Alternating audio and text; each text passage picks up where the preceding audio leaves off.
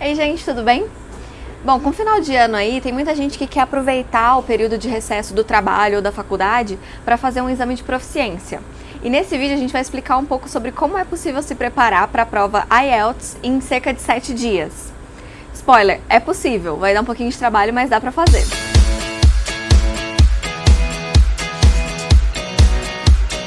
Tá, dando um passo atrás, o IELTS é uma das provas mais utilizadas como exame de proficiência em inglês. Ele é aceito por universidades tanto para graduação quanto pós, e ele também pode ser usado em muitos contextos profissionais. Eu fiz o meu IELTS justamente nas férias de dezembro, há um tempinho atrás. E aí, como a única data que eu tinha disponível estava muito próxima, eu tive só 7 dias para me preparar. Nesse vídeo eu vou falar um pouquinho para vocês sobre como fazer isso, o que eu recomendo, o que eu não recomendo, e dar dicas para que vocês preparem ou nesse período ou em um pouquinho mais. Antes de mais nada, eu preciso dizer que eu não parti do zero. Eu já tinha um nível de inglês, eu já conhecia um pouquinho da estrutura da prova, já tinha lido o e-book do Estudar Fora sobre o IELTS, então essa semana foi exclusivamente de mergulhar e dedicar na estrutura das questões.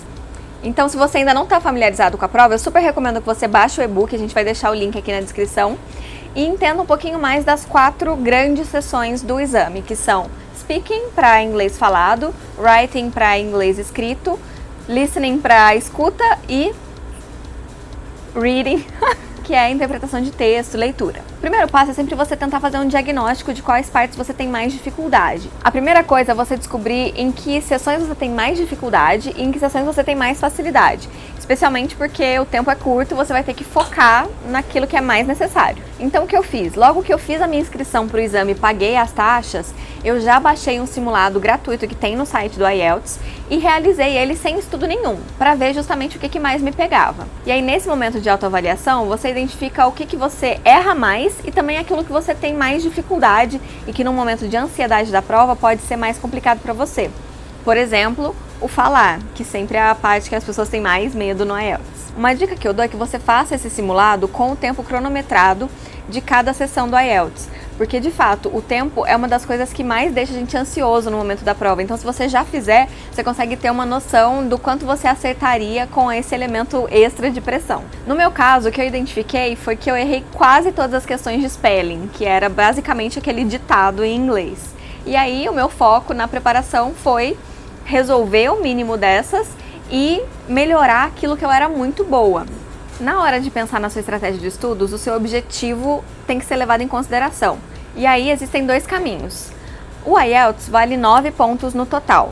Se você está buscando uma nota intermediária como um 5 ou um 6, eu não focaria em resolver as questões que eu tenho mais dificuldade. Eu focaria em aprofundar para ser muito boa naquilo que eu sou muito boa, que eu já estava mandando bem, e fazer que no final as coisas se compensem. Então eu treinaria para realmente estudar aquilo que eu já era boa. No entanto, é importante lembrar que muitas universidades exigem que nenhuma das 4 grandes sessões seja zerada ou tenha uma nota muito baixa. Elas podem pedir uma nota mínima em cada uma delas. Mas mesmo dentro das diferentes sessões, tem modelos de questões que você pode ter mais facilidade ou mais dificuldade. Então, quando eu fiz aquele simulado de autoavaliação lá atrás, eu já sinalizei também quais eram as questões que eu tinha mais dificuldade para que eu olhasse para elas de uma forma diferente. O segundo caminho de estratégia é para quem está buscando uma nota mais alta, como um 7, 8 ou 9. Esse era o meu caso, que eu estava querendo aplicar para uma universidade lá fora. Eu precisava de uma nota alta e por isso precisava garantir que as questões que eu tinha mais dificuldade não iam atrapalhar o meu caminho. Aí, como eu estava de férias, eu já peguei o meu belo planejamento semanal e fui blocando espaços na minha agenda. A minha principal dificuldade era com as questões de spelling, de ditado. Então eu bloqueei 1 hora por dia para que eu focasse só nisso e ficasse escutando e anotando e verificando o que eu tinha errado. Além disso, eu aloquei mais 2 horas por dia para treinar só o speaking. Porque diferente do TOEFL, o exame IELTS, o speaking é uma conversa com um avaliador e eu sabia que eu ia ficar super nervosa nesse momento. Então eu fui me colocando em situação que eu tinha que conversar com pessoas para realmente ir me acostumando a usar o inglês numa situação de conversa. Então aí já tenho 3 horas do meu dia alocados. Além dessas, eu peguei 2 horas do dia e em cada dia eu estudei uma sessão. Então no primeiro dia eu estudei o writing, no segundo dia eu estudei o speaking, no terceiro dia eu estudei o listening e no quarto dia eu estudei o reading, que era o que eu tinha mais facilidade. Por fim, no final de cada dia de estudo, eu fazia um outro simulado, também com tempo cronometrado para ver qual tinha sido a minha melhora nesse período, de 24 horas. Feita a sua estratégia, o negócio é passar para a execução, mão na massa. E aí, a cada dia, eu estudava para as sessões da forma como elas seriam aplicadas na prova.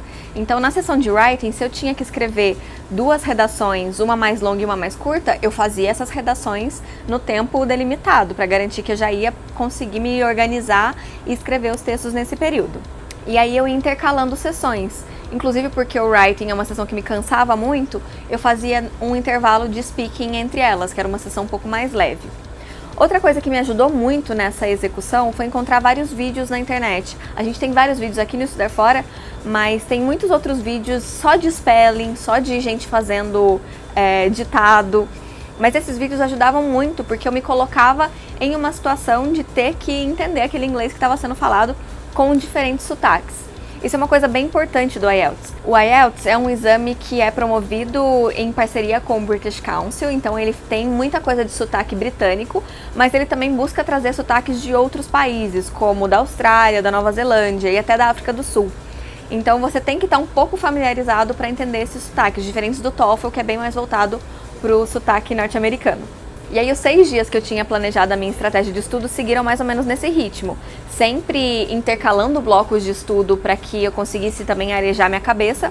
E quando eu não estava estudando, eu estava ou vendo uma série em inglês, sem legenda ou com legenda em inglês, ou ouvindo um podcast, porque isso também ajudava a estimular minha audição. A gente também vai recomendar, a gente tem uma matéria bem legal no Estudar Fora, que fala sobre podcasts que você pode usar para aprimorar o seu inglês. E essa foi uma estratégia que eu usei pra caramba. Já com relação às séries, como eu acabei de focar que o IELTS ele é um pouco mais focado em inglês britânico, eu recomendo algumas séries inglesas para que você também adequar o seu ouvido ao sotaque. Então, principalmente Sherlock, que eu sou muito fã, Downton Abbey ou Doctor Who, que é uma série super antiga britânica, muito bacana. E como eu não achei nenhuma série australiana que me encantasse muito, eu passei a assistir MasterChef Austrália. Sim, existe, é ótimo, super sugiro que vocês assistam não só para familiarizar, mas porque eles fazem umas comidas muito loucas. O meu 6º dia de preparação era também o dia que eu ia fazer a prova de speaking. Isso porque, como eu comentei, no IELTS, o speaking ele é separado dos outros 3 blocos e você pode fazer no mesmo dia, mas de toda forma vai ser um agendamento separado com um profissional que vai te entrevistar. E aí, como eu tava super nervosa, pra mim foi uma etapa por si só tentar entrar no clima do dia da prova e relaxar. O que eu fiz pra relaxar? Eu tive uma boa de uma noite de sono, tomei um café da manhã bem leve, e aí eu fui de transporte público pro local que eu ia fazer a minha prova, e eu fui falando sozinha.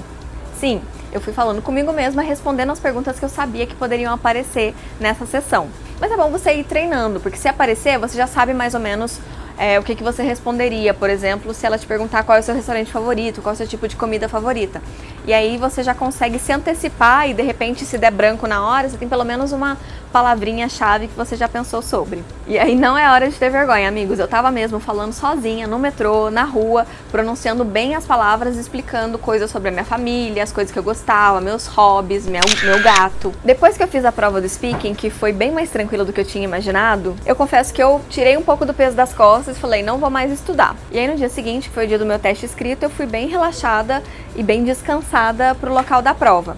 Tem muita gente que fala que é bom nesse momento você tá ouvindo coisas em inglês ou você tá treinando falar coisas pra emergir antes de entrar na prova, mas pra mim, honestamente, tinha sido uma semana super puxada e o que eu mais queria era conversar com a galera que tava lá na sala, que tava no mesmo estado que eu, entender o que eles estavam planejando fazer com aquela nota daquela prova, pra onde que eles queriam ir, porque isso me ajudou a relaxar e entrar mais tranquila, mais descansada de fato pra fazer a prova. No fim das contas, esse foi o ritmo que deu certo pra mim. Eu consegui tirar uma nota boa, eu fiz 8 de 9, e a minha pior sessão foi o writing com 7. Isso que eu sou jornalista, né? Olha a tristeza. Mas tudo bem.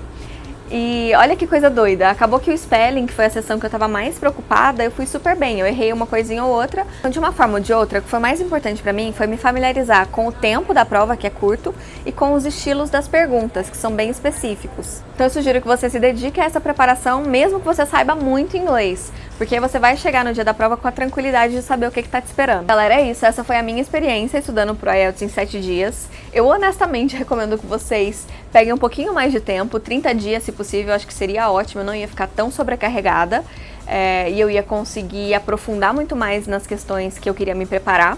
Mas de toda forma, se só que você tem é 7 dias, também dá pra fazer. Desejo boa sorte pra você na sua prova, ou se não for você que vai fazer essa prova, desejo boa sorte pro seu amigo para o qual você vai enviar esse vídeo. E não deixe de se inscrever aqui no canal, porque a gente sempre traz novidades sobre preparação, bolsa de estudos e estudo no exterior.